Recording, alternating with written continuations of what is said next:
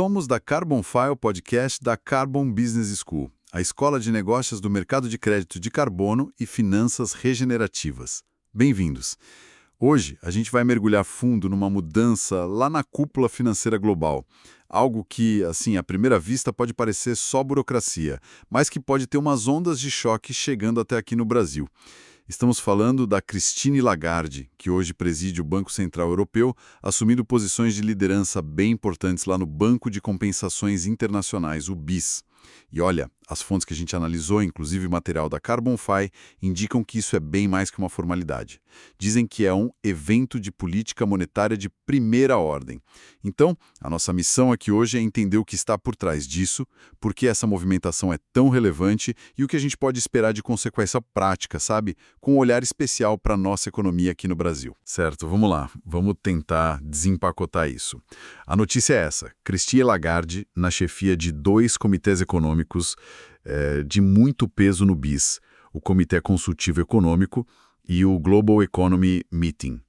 E ela entra no lugar de ninguém menos que Jerome Powell, o presidente do Fed, o Banco Central americano. A pergunta é, por que essa troca está sendo vista como algo tão grande? Não é só uma rotação normal nesses lugares. O que tem de diferente agora para ser chamado de evento de primeira ordem? É uma ótima pergunta porque, de fato, não é só uma troca de nomes, né? Para a gente entender a dimensão disso, primeiro eu acho bom reforçar o que é o BIS. Muita gente chama de o Banco Central dos Bancos Centrais. É, assim, a grande arena global onde os chefes dos bancos centrais se encontram, cooperam, discutem as regras do jogo, buscam estabilidade financeira, é o grande fórum de coordenação. Então, quem lidera os comitês importantes lá dentro, claro, tem uma influência bem grande na agenda. A saída do Powell e a entrada da Lagarde, nesse contexto, não é rotina. As análises sugerem que isso sinaliza, sim, uma mudança importante no equilíbrio de poder lá dentro, no próprio BIS. Uma mudança no equilíbrio de poder.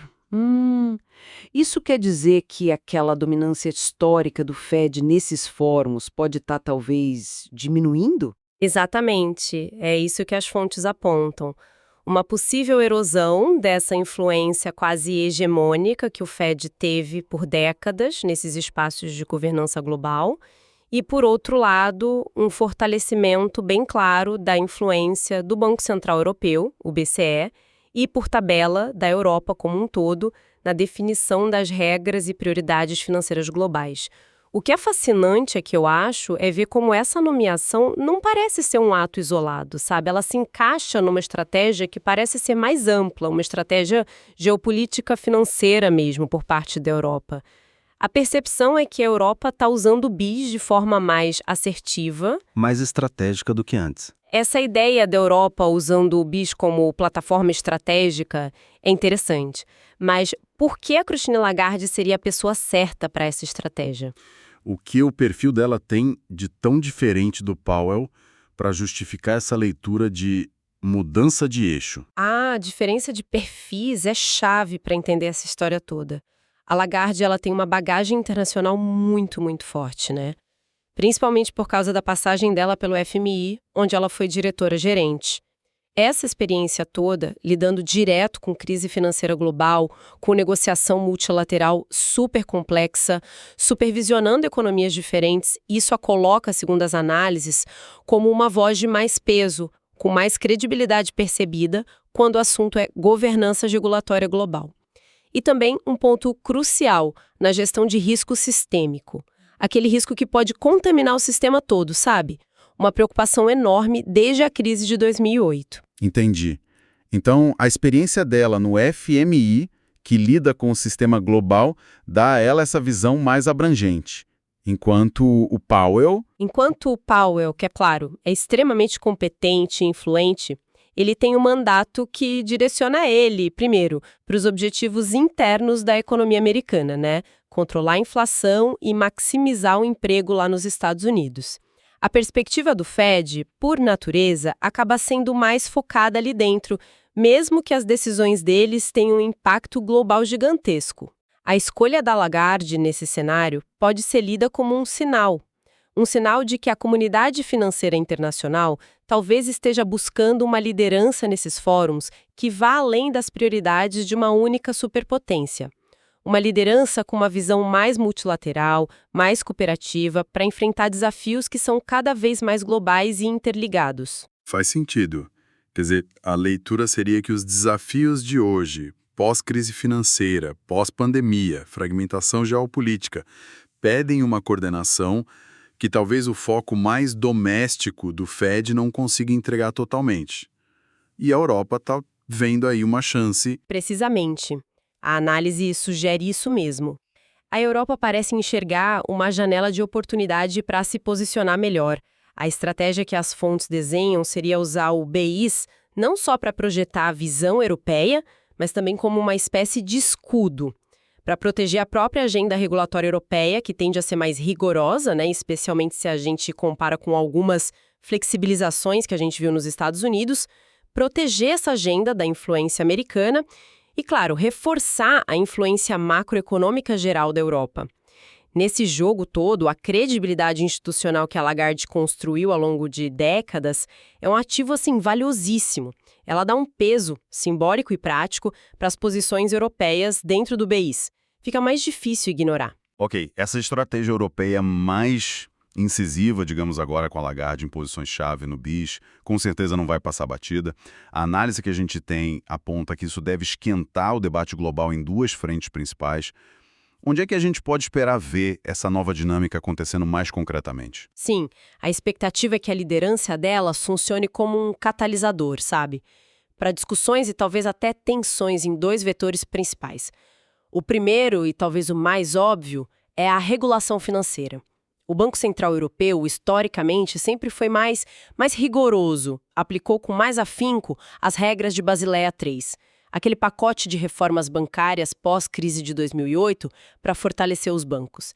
Ele foi mais rigoroso que as autoridades americanas, que às vezes buscaram adaptações, implementações mais graduais.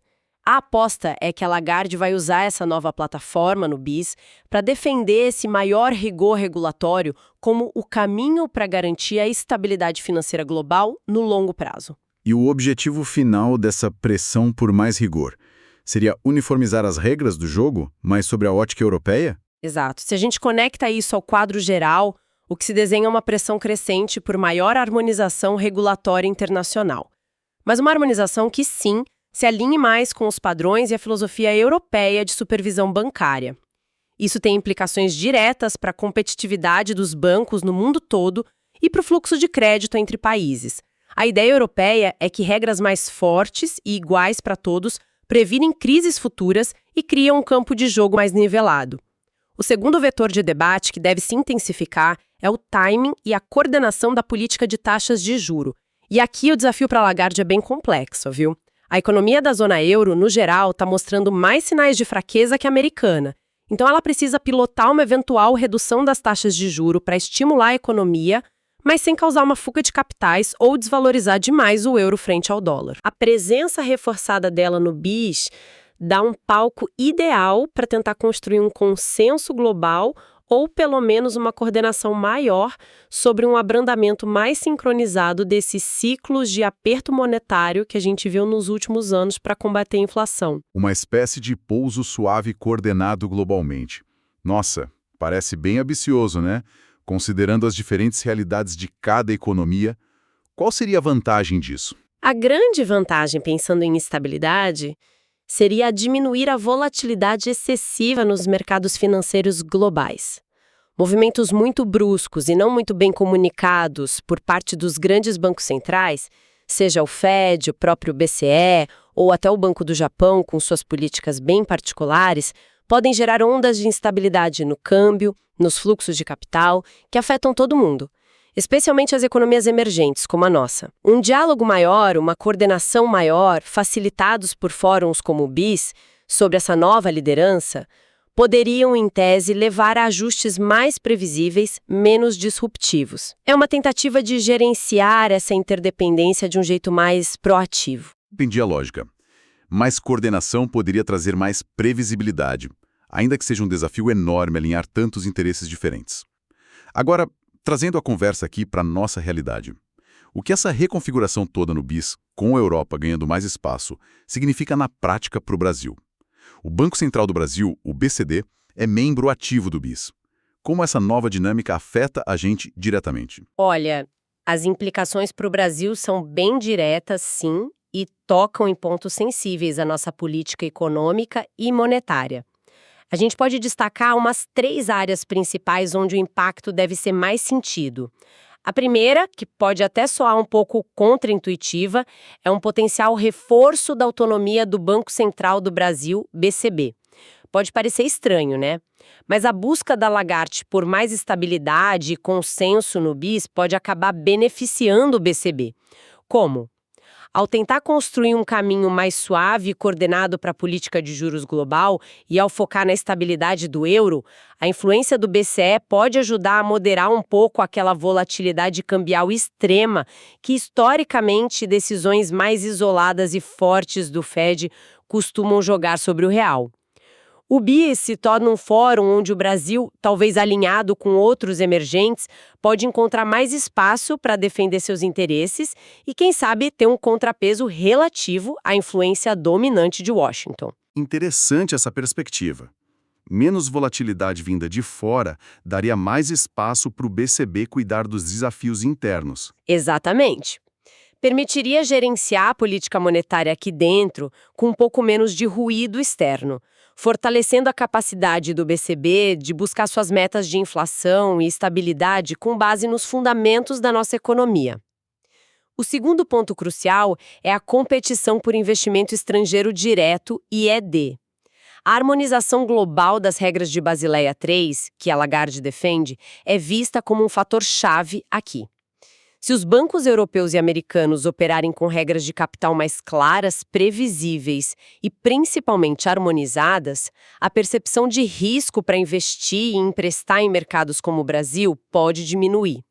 Isso poderia deixar eles mais dispostos a financiar projetos de infraestrutura de longo prazo, a dar crédito para empresas brasileiras. Mas bem um porém aí, imagino. Tem, e é um alerta importante que as análises destacam. O Brasil precisa ter cuidado para nossa própria regulação bancária não virar um problema. É fundamental que nosso quadro regulatório esteja alinhado aos padrões internacionais de Basileia III, mas que não seja mais restritivo que eles. Se a nossa regulação for vista como muito mais pesada ou complexa que o padrão global que está sendo discutido lá no BIS, a gente pode acabar afastando esse capital estrangeiro que é tão importante em vez de atrair. É um equilíbrio delicado, sabe? Entre ser prudente e ser competitivo.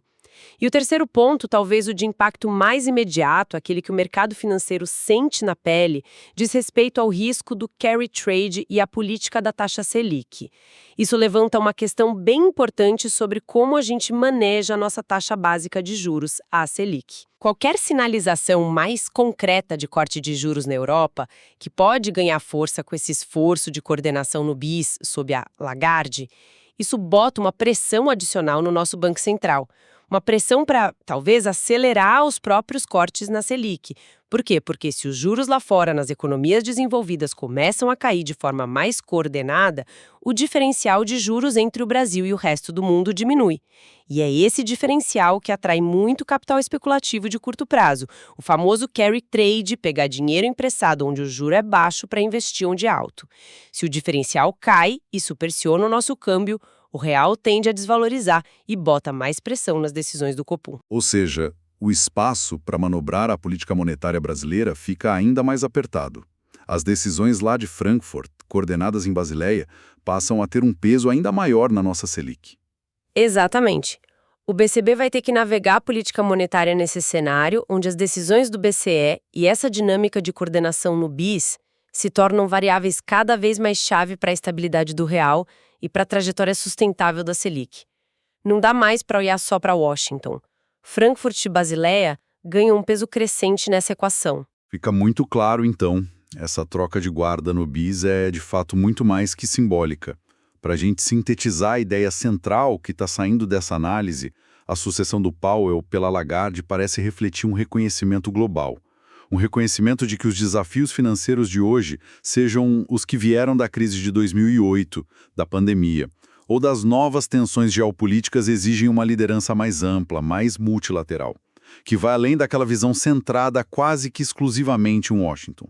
E o Banco Central Europeu, com a Lagarde em postos-chave no BIS, parece estar aproveitando esse momento, usando essa plataforma multilateral de forma bem estratégica, buscando não só mais harmonia nas regras do jogo financeiro, mas também forçando um debate mais aberto sobre os custos e benefícios das políticas de juros altos que dominaram o cenário global recente. O principal é essa mesmo. Essa movimentação é menos sobre as qualidades individuais da Lagarde ou do Powell e muito mais sobre a própria arquitetura da governança financeira global, que pode estar passando por uma reconfiguração talvez sutil, mas profunda. É a Europa buscando um papel mais assertivo no cenário mundial, usando as ferramentas e as instituições multilaterais que tem à disposição, como o BIS, para projetar sua visão e defender seus interesses no mundo financeiro que a gente percebe cada vez mais multipolar. É um desenvolvimento estratégico que, sem dúvida, merece ser acompanhado bem de perto por todo mundo que opera ou analisa os mercados globais e, claro, o Brasil. E isso nos leva, talvez, a uma reflexão final, algo para a gente pensar. Diante dessa reconfiguração de poder no cenário financeiro global, com a Europa buscando mais coordenação e influência pelo BIS, como é que os mercados emergentes, e o Brasil especificamente, podem ir além de simplesmente reagir? Que tipo de estratégia a gente poderia adotar para que o Brasil e outros países emergentes participem mais ativamente da definição dessas novas regras do jogo financeiro global que estão sendo desenhadas nesses fóruns, como maximizar a nossa influência e defender os nossos próprios interesses de forma proativa nesse tabuleiro que está sempre mudando, em vez de só ficar ajustando as velas conforme o vento sopra de Washington ou de Frankfurt. Fica aí a questão. E para mais conteúdo sobre o mercado de crédito de carbono e finanças regenerativas, siga a CarbonFi para se manter sempre atualizado.